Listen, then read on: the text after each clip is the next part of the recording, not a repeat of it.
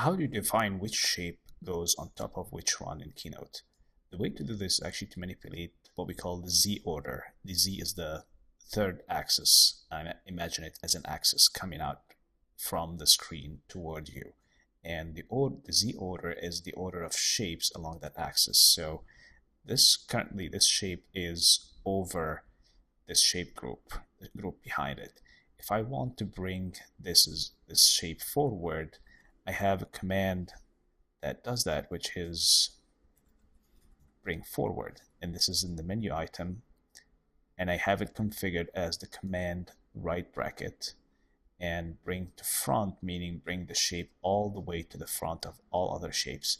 Similarly, send backward is command left bracket, and send to back is command shift left bracket.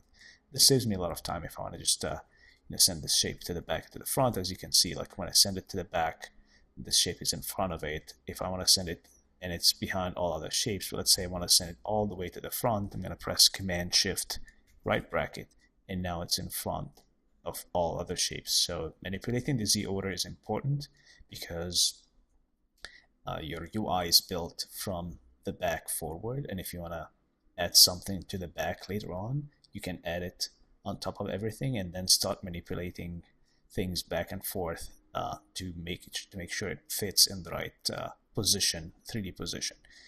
If you don't want to use the keyboard shortcut, you can customize the toolbar, and you can see here there are forward, backward, front, and back. We can add them here to this group in the right order, and then forward, front, backward, and back, and done. This way I can you can see I can send it backward all the way multiple times until it's behind this one, or I can send it forward once.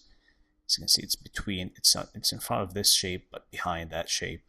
I can send it all the way to the front.